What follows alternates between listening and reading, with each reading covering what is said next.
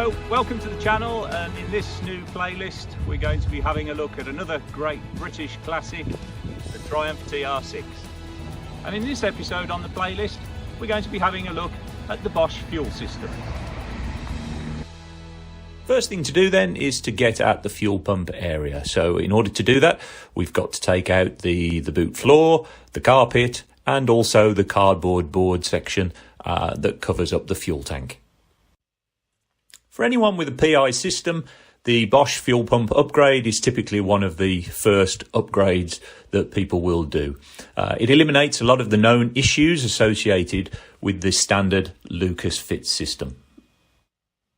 There are a number of components associated with the fuel pump area, so we have to make sure that all of them are done in tandem to get the reliability benefits that we know we can achieve. So now the boot wall and all the carpet have been taken out, we can have a closer look at the PI fuel injection system.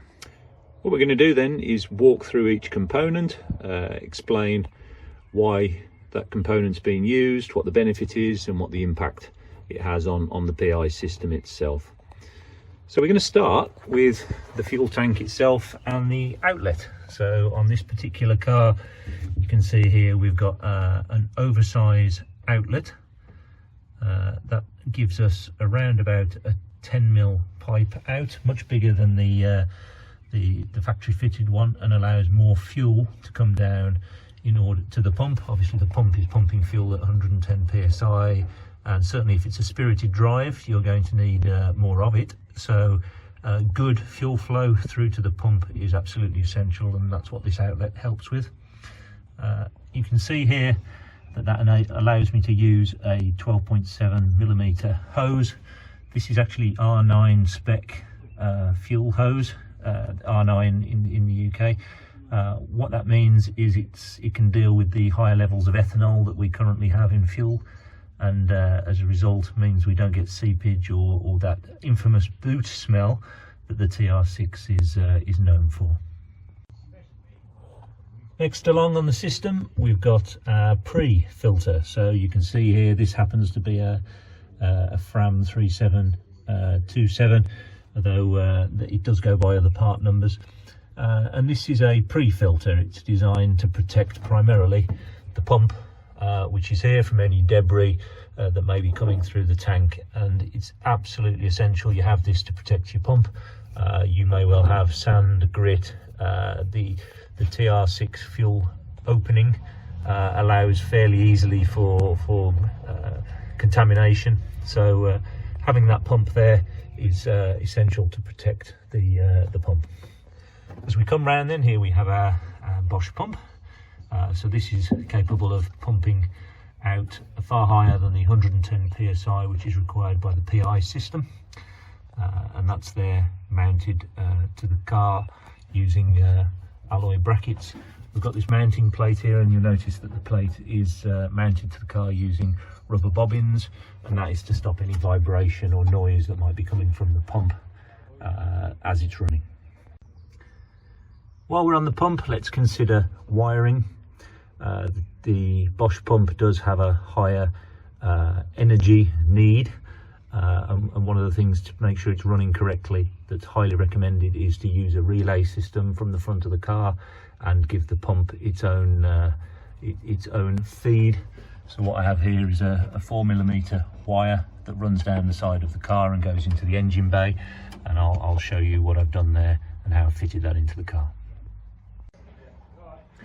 So on this car, the fuel pump feed is taken directly off the battery here, and that feeds across the car up to a relay that's been mounted on the other side. So we've got a standard switching relay here. We've got our feed in and our feed out. We've got the fuel, the old fuel line coming in as the switching circuit, and that's earthed to the body here. So as that switches, the power is taken from the battery, put into this red wire here that goes through the side of the interior and to the fuel pump that was seen earlier. So next up on the system is the Bosch high pressure fuel filter. That's what we've got here. So that's designed to take fuel out of the pump, filter it down to around 5 microns, and then send that to the front of the car. And that of course goes via the pressure relief valve to regulate the pressure that goes to the metering unit. So we've got our R9 pipe here, that high pressure pipe that goes into the brass T-piece at the back, and you can see that the fuel then comes forward into this pressure relief valve here. So this is the upgrade that's available from Malpesi to Malpesi pressure relief valve. The original TR6 one is absolutely fine and actually doesn't need to be upgraded. But one of the benefits of this is if you do suffer from resonance, so you get some noise coming from the rear pressure relief valve as the car is driving, then this can help eliminate that resonance, as was the case with my setup. So this will maintain the pressure of the system to somewhere between 106 and 110 psi. The fuel will come through here, it will be regulated, and then any excess from that pressure will go up to the bypass hose around the back of the tank and then come back into the tank at the top here. And one of the issues that TR6s have is the amount of heat that's generated from the pump as it's pumping the fuel through. There's nowhere for that heat to go other than into the pipework. And as the fuel rotates through the system, so up through the pump, filter, pressure relief valve, back up into the tank, the fuel that's over 110 psi, that slowly will begin to heat up the fuel in the tank, of course. That will be taken out through the filter, through the pump, and so the cycle continues as the car drives. The fuel tank, therefore, it becomes a heat sink for the car, and if you can run the fuel tank as high as you can, as long as you can, the amount of fuel in there will keep the fuel going around the system. Cool. What happens is that as the fuel gets down to let's say a quarter of a tank or below, then the risk is that temperature gets hotter quicker.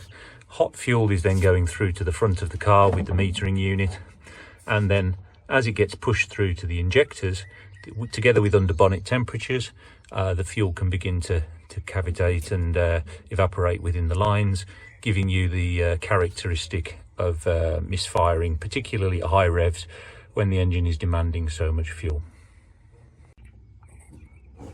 So you can see here on this system I actually have the Type 3 tube shock upgrade as well. So the pipe coming out of the pressure relief valve, rather than going through the back bulkhead, what I've done is I've got a copper pipe here that's bent round, comes down here, and actually I've rerouted that through the bulkhead underneath the tank, where again it connects to a custom made copper pipe and connects to the pipe then that goes to the metering unit at the front of the car. This is standard pipe, so you can make these up yourself using connectors that are widely available, and a standard copper pipe bending kit. So you'll notice on this setup I've got the use of proper fuel clips for the low pressure side of the system. This gives a constant pressure around the fuel hose. Highly recommended, much better than the Jubilee clips, which potentially create a cause for leak around where the thread is. So a good recommendation here. As we move through to the high pressure side, we've got more stronger permanent clamps. These are like Otica clips, which are kind of double-eared and can be clamped on and give a far higher clamping pressure. These in fact are stainless steel ones as well. So on that side of the system where we've got the higher pressures, we've got these clips. So in terms of sizes of pipes, as you can see, we've got 12.7mm pipe, so giving around 10mm internal down to the pump for increased fuel flow. Over here you can see the rest of the fuel pipe is SAE J30 R9 fuel injection hose. So effectively giving an 8mm bore, and then the copper pipe that runs through to the front of the car, that's also 5/16 or 8mm pipe. Let's check the fuel pressure. I've got a pressure gauge here. This one goes up to 160 psi. Remember, you're going to need something that goes as a minimum to around 120. And what I've done is I've mounted that up to a couple of adapter brackets in order to fit onto the metering unit fuel connection. This is quite a complex way of doing it. I mean, I've had to use an adapter here because I couldn't get I think it's 3/8 the size I need directly. And some people choose to put a hose here as well, so that you can put the gauge above the windscreen so you can see what the pressure's doing from sitting in the car. But just for an occasional test, a mock-up like this is more than satisfactory.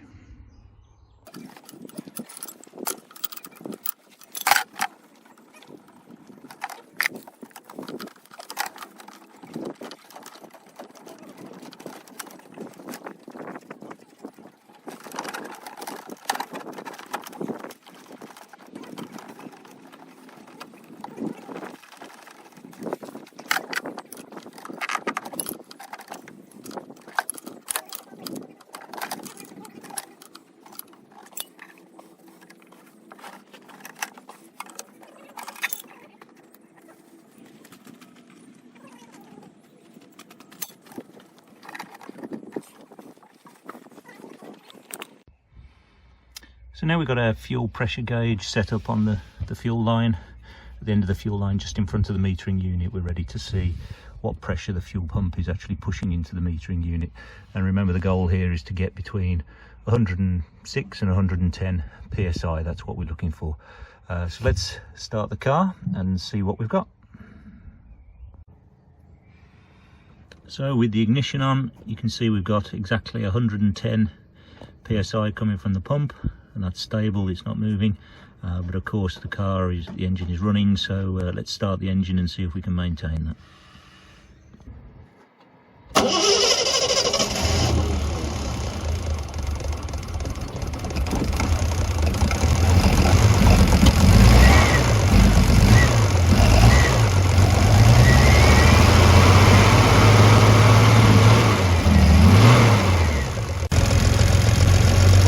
So that maintains 110 while the engine is running. So the acid test now is to just give it some revs and see what happens, and if we can hold the pressure at higher revs.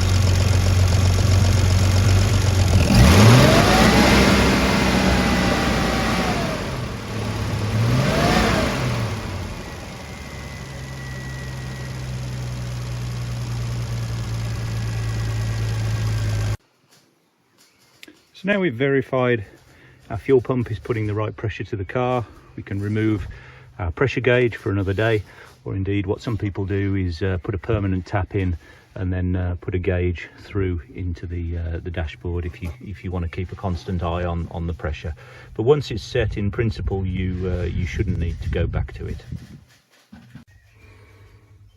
So to summarize then, we've got larger diameter fuel pipe with a bigger outlet, fuel tank outlet, to make sure we've got the right flow through to the pump. We've got two filters, one to protect the pump, one to protect the metering unit and the injectors. We've got R9 spec fuel hose to stop the smell that's often familiar with TR6 trunks and boots. We've then got an upgraded pressure relief valve in order to stop resonance that can occur through the standard TR6 pressure valve. We've got a larger diameter 8mm hose return feed back to the tank to make sure there's no restriction there, so the pump isn't working too hard. We typically run the tank quarter full as a minimum, because our fuel in there is our heat sink for the fuel that's going around the system that stops any evaporation as the fuel then goes through to the engine. So misfiring is quite a common occurrence, or a common complaint with TR6 PIs, and by doing all of this setup with the fuel system, you can eliminate a lot of those issues that actually you think might be occurring at the front of the engine. So that completes the explanation of the PI system at the rear with the fuel pump and the pressure relief valve. What we're going to do now is move to the next part, where we're going to have a look at the metering unit at the front of the car and the injectors. So as I put the car back together again here, all that remains is to thank you for watching. If you've enjoyed the video, please do subscribe, like, comment as appropriate. I'd love to hear your feedback and hope to see you on the next episode in the series.